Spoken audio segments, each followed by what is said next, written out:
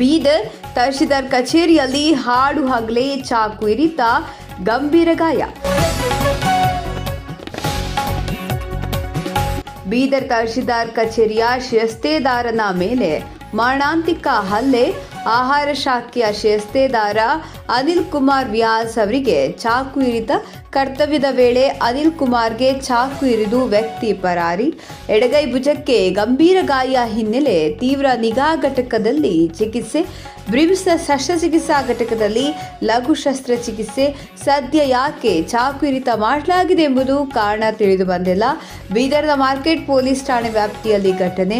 Market police ಠಾಣೆ ಪೊಲೀಸರಿಂದ ತನಿಖೆ ನಂತರ ಹೆಚ್ಚಿನ ಮಾಹಿತಿ ಬರಬೇಕಾಗಿದೆ.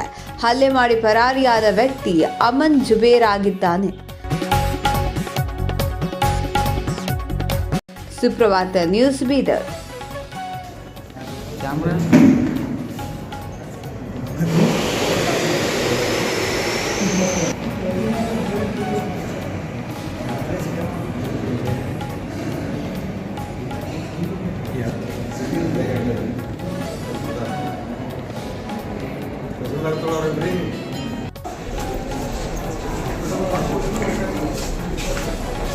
ಬರ್ರಿ ಅక్కడ ಬರ್ರಿ ಸೈಡ್ ಬೈ ಸೈಡ್ ಬರ್ರಿ.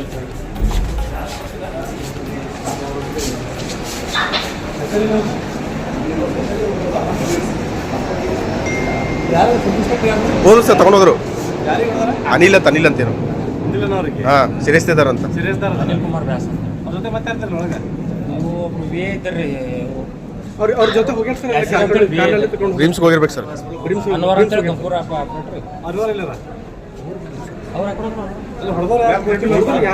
ಯಾರು ಹೊಡೋಗ ಸರ್ ಹೊಡೆದವ